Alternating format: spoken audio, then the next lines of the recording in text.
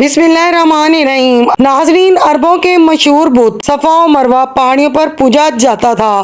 یہ وہ بت تھے جسے لوگوں نے اپنے ہاتھوں سے نہیں تراشا تھا، بلکہ یہ جیتے جاگتے حقیقی انسان تھے۔ انہوں نے خانہ کعبہ کے اندر ایسا کیا گناہ کیا تھا جس کی وجہ سے اللہ تبارک و تعالیٰ نے انہیں ایسا خوفناک عذاب دیا جو آنے والوں کے لیے عبرت کا نشان بن گیا۔ ناظرین، جب سے خانہ کعبہ تعمیر ہوا اس وقت سے لے کر اب تک جس نے بھی بیت اللہ شریف کی بے حرمتی کی یا پھر بے حرمتی کرنے کی کوشش کی تو اللہ تبارک و تعالیٰ نے ان کا وہ حشر کیا کہ رہتی دنیا تک نشان عبرت بنا دیا، پھر چاہے وہ دنیا کا طاقتور بادشاہ ابراہا اور اس کے ساتھیوں کا لشکر ہی کیوں نہ ہو۔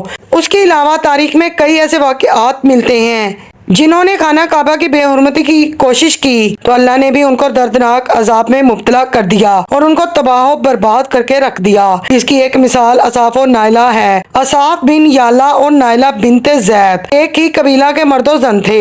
نائلہ ایک خوبصورت اور حسین لڑکی تھی جو اپنے قبیلہ میں یمن کے کسی علاقے میں رہا کرتی تھی۔ یہ خوبصورت حسینہ اپنے قبیلے میں اپنے حسن کی نمائش کیا کرتی تھی اور فاحش لباس پہن کر اپنے گھر سے نکلتی اور مردوں کو متوجہ کرتی تھی۔ قبیلہ کے نوجوان لڑکے اس کے پیچھے پیچھے چلتے تھے، ہر کوئی اس سے تعلقات کا خواہش مند تھا اور انہی لوگوں میں سے قبیلے کے سردار کا بیٹا بھی شامل تھا جس کا نام اصاف بن یالا تھا۔ اصاف اور نائلہ آپس میں محبت کر بیٹھے۔ انہوں نے اس محبت کی آڑ میں ناجائز تعلقات قائم کر لیے۔ انہیں جب بھی موقع ملتا تو وہ زنا کے مرتکب ہوتے۔ جب ان کے گھر والوں کو اس بات کا علم ہوا تو وہ غضبناک ہو گئے اور انہوں نے ان کے ملنے پر پابندی عائد کر دی۔ ایک دفعہ کا واقعہ ہے کہ ان کے قبیلے کا ایک قافلہ حج کرنے کے لیے مکہ کے لیے روانہ ہوا۔ یہ دونوں بھی اس قافلے کے ساتھ حج کرنے کے لیے چل دیے۔ قافلہ مکہ پہنچا تو یہ حج کے ایام تھے۔ انہی دنوں کا واقعہ ہے کہ ایک دن خانہ کعبہ میں لوگوں کی تعداد بہت ہی کم تھی اور آس پاس کوئی بھی موجود نہ تھا۔ شیطان نے ان کے دلوں میں وسوسہ ڈالا۔ وہ دونوں خانہ کعبہ کے اندر داخل ہو گئے اور اس تنہائی کے عالم میں زنا کرنے لگے۔ ان کے اس خباثت اور خانہ کعبہ کی بے حرمتی پر زمین اور آسمان کانپ اٹھا، سمندر کی موجیں جوش مارنے لگی اور اللہ تبارک و تعالیٰ کی طرف سے عذاب نازل ہو گیا۔ ناظرین، جب وہ خانہ کعبہ کے اندر بدفعلی کر رہے تھے تو اسی وقت ان کی روحیں قبض کر لی گئی اور ان کے گوشت کے جسم پتھر کے بننا شروع ہو گئے۔ یہ لمحہ انتہائی خوفناک اور عجیب و غریب تھا۔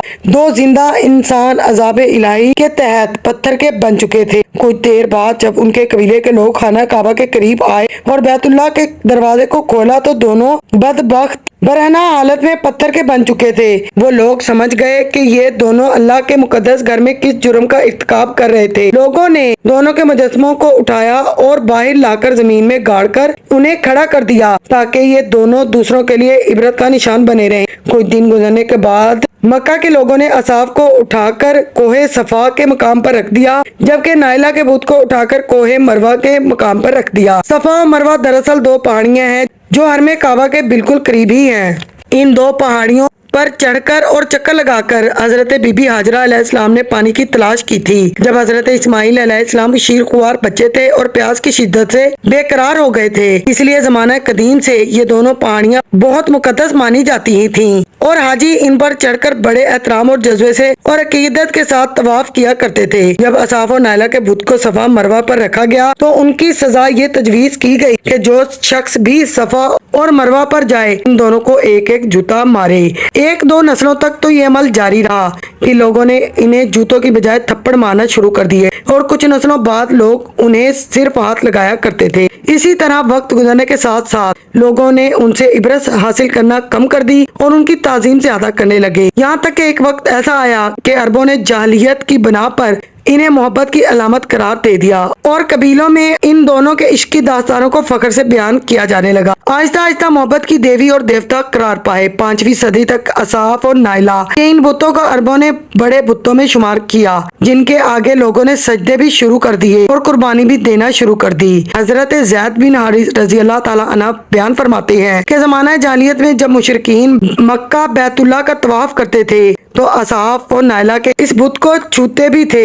فرماتے ہیں کہ ایک دفعہ رسول اللہ صلی اللہ علیہ وسلم کے ساتھ بیت اللہ کا طواف کر رہا تھا، لہٰذا جب میں ان بتوں کے پاس سے گزرا تو میں نے ان کو چھوا۔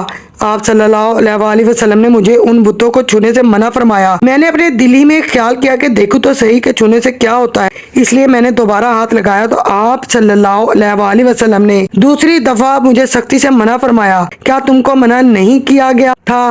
حضرت زید فرماتے ہیں کہ اللہ تبارک و تعالیٰ کی قسم، اس کے بعد میں نے کبھی بھی کسی بھی بت کو ہاتھ نہیں لگایا، اور میں قسم کھا کر کہتا ہوں کہ آپ صلی اللہ علیہ وسلم نے کسی بھی بت کو نہیں چھوا تھا، یہاں تک کہ اللہ تبارک و تعالیٰ نے آپ کو نبوت عطا فرما دی اور آپ صلی اللہ علیہ وسلم پر وحی نازل ہونے لگی۔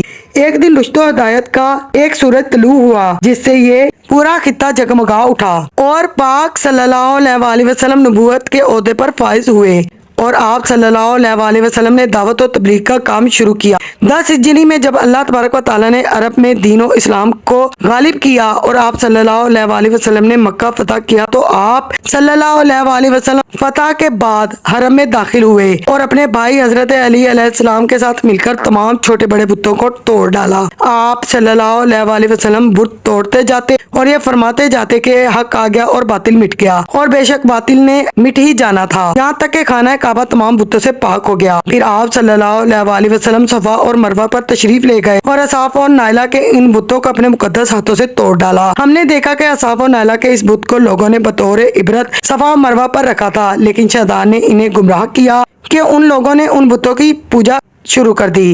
صرف یہی نہیں بلکہ زنا جیسا بدترین جرم جسے کعبہ شریف کے اندر کیا گیا تھا تو لوگوں نے اس داستان کو بھی بڑے فخر سے بیان کیا۔ ہونا تو یہ چاہیے تھا کہ ان کی اس بدفعلی پر لعنت کی جاتی، لیکن عربوں نے اس گناہ کو داستان عشق بنا دیا اور اصحاب و نائلہ کو ایک رول ماڈل کے طور پر پیش کرنے لگے۔